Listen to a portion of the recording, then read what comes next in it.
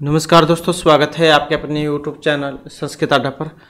दोस्तों, आज की जो वीडियो इसमें हम करने वाले हैं आपके कॉम्पिटिटिव एग्जाम के लिए तर्क भाषा में सन्निकर्ष का जो क्वेश्चन है इसको। और तर्क भाषा जो है एग्ज़ाम की दृष्टि से महत्वपूर्ण है, क्योंकि यहाँ से एग्ज़ाम में क्वेश्चन आते हैं। अगर आप UGC नेट के एग्ज़ाम की तैयारी कर रहे हैं या फिर TGT PET में कोई अन्य भी एग्ज़ाम है तो यहाँ से क्वेश्चन जो एग्ज़ाम में ज़रूर आ जाते हैं। और क्वेश्चन के अंदर से ही जो क्वेश्चनों को पूछा जाता है, ताकि ये पता न लगे कि क्वेश्चन पूछा कहाँ से गया है। तो अगर आपको क्वेश्चन डिटेल से पता होगा तभी आप जो उसको आसानी से हल कर पाओगे। तो इसको ही हम आज की वीडियो में करने वाले हैं। और इनसे पहले वाली जो वीडियो थी इसमें भी हमने आपके तर्क भाषा वाले ही क्वेश्चन जो किए थे, जिसमें आपके कारण वगैरह के क्वेश्चन थे। क्वेश्चन प्रमाण का भी था, उसमें प्रत्यक्ष प्रमाण कारण का भी क्वेश्चन था। तो अगर वह वाली वीडियो आपको नहीं देखी है अभी तक, तो कुछ वीडियो तो आपको इस वीडियो के अंत में मिल जाएंगी। और तर्क भाषा के नाम से प्लेलिस्ट बनी हुई है, वहाँ पर जाकर भी आप इनसे पहले वाली वीडियो को देख सकते हैं। तो जल्दी से अपने क्वेश्चन जो उन्हें देख लेते हैं। तर्क भाषा के अनुसार षड्विध सन्निकर्ष, तो अर्थात तर्क भाषा के अनुसार जो सन्निकर्ष है वो 6 प्रकार का है। तर्क भाषा के रचयिता कौन है? आचार्य केशव मिश्र। तो इनके द्वारा रचित है तर्क भाषा। तो केशव मिश्र ने प्रत्यक्ष पदार्थ के विषय में कहा था कि जब हम अपनी इंद्रियों से किसी पदार्थ का ज्ञान करते हैं तो उस समय पदार्थ और इंद्रियों में परस्पर 6 प्रकार का संबंध पाया जाता है। तो कल वाली वीडियो में प्रत्यक्ष प्रमाण का हमने क्वेश्चन किया था, वो आप देख लीजिएगा। इस वीडियो के अंत में आपको वीडियो मिल जाएगी। तो जैसे आप कि कोई भी वस्तु को, किसी भी ऑब्जेक्ट को अपने सामने देखते हैं तो बहुत सारी बातें आपके मन में आती हैं कि उसका आकार कैसा है, रंग कैसा है और बनावट वगैरह कैसी है। तो बहुत सारे जो आपके बातें अंदर जो आपके मन में ये आती हैं, तो इन्हीं के बारे में यहाँ पर बतलाया गया है कि जब आप अपनी इंद्रियों से किसी पदार्थ का ज्ञान करते हैं उस समय पदार्थ और इंद्रियों में परस्पर 6 प्रकार का जो संबंध है वो होता है।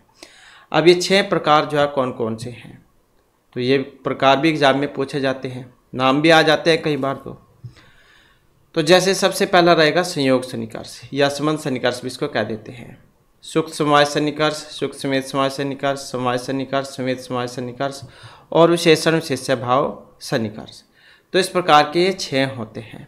इन 6 संबंध या 6 प्रकार के सन्निकर्षों का विवेचन ही यहाँ पर तर्क भाषा में किया गया है। तो सबसे पहले आ जाता है संयोग सन्निकर्ष। क्या होता है? तो जब इंद्रिय और वस्तु का संबंध होता है तब दोनों का संयोग संबंध होगा। वास्तव में वस्तु के ज्ञान के लिए इंद्रिय, मन और आत्मा का परस्पर संबंध रहता है, परंतु यदि वस्तु को प्रत्यक्ष किया जाता है तो सबसे पहले इंद्रिय और वस्तु का ही संबंध होगा। उदाहरण के लिए यदि घट का प्रत्यक्ष करना है तब नेत्र और घट का संयोग संबंध होगा, जिसे संयोग सन्निकर्ष कहते हैं। मतलब जैसे आपके सामने कोई वस्तु लेकर आकर रख दी जाए तो आप उसको ही देखोगे पहले, तो कि हमारी आंखों के द्वारा जो वस्तु होगी आपके सामने वो देखी जाएगी। कि जब इंद्रिय और वस्तु का संबंध होगा, इंद्रिय मतलब जो आपकी आंखें लगा लो कि इंद्रिय हैं, तो जब दोनों का संयोग संबंध होता है, मतलब जब आप उसको देखोगे वस्तु को, तो वास्तव में वस्तु के ज्ञान के लिए इंद्रिय, मन और आत्मा इनका परस्पर संबंध रहता है। परंतु यदि वस्तु को प्रत्यक्ष किया जाता है तो सबसे पहले इंद्रियां और वस्तु का ही संबंध होगा। सबसे पहले तो आप कोई भी जो आपके सामने आएगा तो आप पहले तो आप उसी को ही देखोगे, तो वही हो जाएगा, उसी का संबंध है ये इंद्रिय और वस्तु का संबंध। उदाहरण के लिए यदि घट का प्रत्यक्ष करना है तो नेत्र और घट का संयोग संबंध होगा, जिसे संयोग सन्निकर्ष कहा जाता है। तो पहले में तो यहाँ पर आपको कोई भी वस्तु सामने दिखाई देगी। उसके बाद आ जाता है सूक्ष्म समवाय सन्निकर्ष, जब किसी वस्तु के रूप को प्रत्यक्ष किया जाता है। तो जब किसी वस्तु के रूप को प्रत्यक्ष किया जाता है तब सूक्ष्म समवाय संबंध होगा। उदाहरण के लिए घट के रूप में प्रत्यक्ष करने के लिए, उदाहरण के लिए घट मतलब घड़ा, घड़े के रूप को प्रत्यक्ष करने के लिए नेत्र और घट में संयोग संबंध होगा तथा घट और रूप में समवाय संबंध होगा। इसलिए नेत्र और घट रूप में सूक्ष्म संबंध होगा, जिसे सूक्ष्म समवाय सन्निकर्ष कहा जाता है। तो यहाँ पर जानना आवश्यक है कि यदि घट के परिमाण का ग्रहण किया जाएगा, यहाँ पर जानना आवश्यक है कि यदि घट मतलब घड़ा, उसका जो परिमाण है उसको अगर ग्रहण किया जाएगा तो उस दशा में इंद्रिय और पदार्थ के संबंध में अन्य 4 संबंध मानने पड़ेंगे। तो वहाँ पर इंद्रिय और अर्थ का संबंध अव्यय के भेद से 4 प्रकार का होगा। तो जैसे कोई वस्तु आपके सामने आ जाएगी तो बहुत सारे जो प्रश्न आपके मन में होंगे, उसका आकार, रंग, तो इस प्रकार के जब बातें आपके मन में आती हैं तो वही होगा सूक्ष्म समाज सन्निकर्ष, कि जब कोई वस्तु के रूप को प्रत्यक्ष किया जाएगा जिसे आप देखोगे तब समाय संबंध होगा। और उदाहरण के लिए घट के रूप को प्रत्यक्ष करने के लिए नेत्र और घट में संयोग संबंध होगा। घट और रूप में समाय संबंध होता है, इसलिए नेत्र और घट रूप में सुख संबंध होगा। पहले तो आपने घड़ा देखा, फिर उसका रूप रंग देखा, तो जिसे सुख समाज सन्निकर्ष कहते हैं। यहाँ पर जानना जरूरी है कि यदि घट के परिमाण को ग्रहण किया जाएगा तो उस दशा में इंद्रिया, मतलब जो आपकी आंखें हैं, इंद्रिया लगा लो, इंद्रिय और पदार्थ के संबंध में अन्य 4 संबंध मानने पड़ेंगे। और वही इंद्रिय और अर्थ का संबंध अव्यय के भेद से 4 प्रकार का होगा। इसके बाद फिर नेक्स्ट में आ जाता है सुख समेत समाय सन्निकर्ष। तीसरा नंबर आ जाता है सुख समेत समाय सन्निकर्ष का। तो जब किसी वस्तु के रूपताओं का प्रत्यक्ष करना होता है तब इंद्रिय और पदार्थ के साथ सुख समेत समाय संबंध होगा। जैसे घट रूपताओं, इसका प्रत्यक्ष करने के लिए पहले नेत्र और घट का संयोग संबंध होगा। पहले तो कोई वस्तु ही आएगी आपके सामने, उसके बाद ही फिर आपके मन में प्रश्न आएगा कि उसका रूप रंग कैसा है।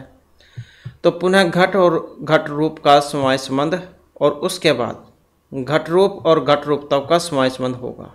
तो इसलिए नेत्र और घट रूपताओं के संबंध को सुख समेत समाय सन्निकर्ष कहते हैं। इसके बाद आ जाता है नंबर 4 में समाय सन्निकर्ष।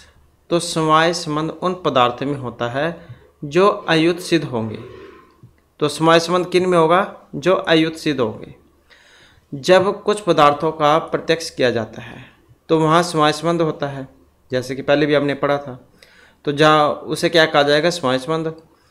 तो जैसे कर्ण है, कर्ण इंद्रिय से शब्द का प्रत्यक्ष किया जाता है। आप अपने कानों से कोई भी जो आवाज़ है, शब्द है, उसे सुनते हैं। तो जैसे कर्ण इंद्रिय से जब शब्द का प्रत्यक्ष किया जाता है तो उस समय समाय संबंध होगा, क्योंकि कर्ण आकाश रूप है और कर्ण तथा शब्द में गुण गुणी भाव संबंध है, इसलिए वहाँ पर भी समाय सन्निकर्ष है। तो पहले उदाहरणों में हमने देखा था कि घड़ा, कोई ऑब्जेक्ट हमारे सामने आया, फिर हमने उसके रंग रूप के बारे में देखा।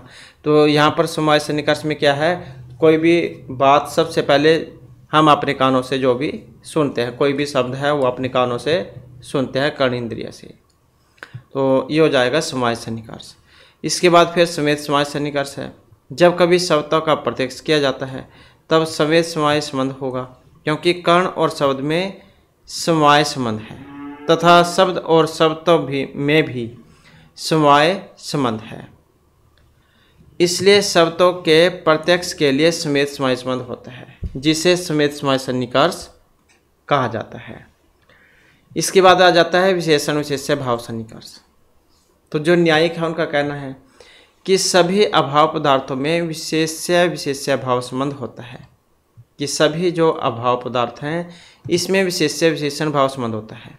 इसलिए जब कभी अभाव का प्रत्यक्ष किया जाता है तब विशेष्य विशेषण भाव संबंध होगा।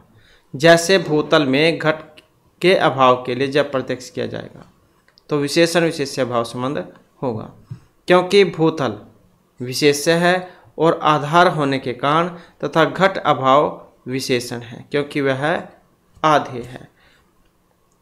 तो इस प्रकार से जहाँ तर्क भाषा में 6 प्रकार के जो सन्निकर्ष हैं ये बतलाए गए हैं। और केशव मिश्र ने इनके संक्षेप में इनके बारे में जो विवेचन है वो इस प्रकार से भी किया था। तो घट तत् नील नील तव शब्द शब्द तव जाती है, अभाव समायो चग्राह्य संबंध सटकत है। अर्थात 6 प्रकार के संबंध या सन्निकर्ष हैं जो कि यहाँ पर बतलाए गए हैं। हमने जो कि 6 सन्निकर्ष पढ़े थे। संयोग सन्निकर्ष, नेत्र और घट, मतलब घड़ा जो भी आप देखोगे अपने सामने। सुख समाय में क्या होगा? नेत्र से घट और उसके नीलता का ज्ञान होगा। समेत सुख समेत समाय में नेत्र होगा, घट होगा और उसके नील और नीलताओं का ज्ञान होगा। समाय सन्निकर्ष में हम अपने कान से शब्द को ग्रहण करेंगे और समेत समाय में कान होगा, शब्द होगा और उसका शब्द होगा। और विशेषण विशेष्य भाव में पृथ्वी पर घट का अभाव है, मतलब कोई घड़ा वगैरह उस पृथ्वी पर नहीं है। तो मतलब कोई पहले था और फिर हमने देखा कि पृथ्वी पर घड़ा नहीं है, तो घट का अभाव। तो इस प्रकार से जाइए सन्निकर्ष का क्वेश्चन है तो छोटा ही, लेकिन एग्जाम की दृष्टि से वेरी वेरी इंपॉर्टेंट है। तो ये एग्ज़ाम में बहुत बार पूछा जाता है। तो इस प्रकार से जो है हमारे क्लास थोड़ी महत्वपूर्ण क्वेश्चन थे। नेक्स्ट वीडियो की इसमें आपके लिए नए जो महत्वपूर्ण क्वेश्चन हम लेकर आएंगे, और हमारे साथ अंत तक बनाने के लिए धन्यवाद।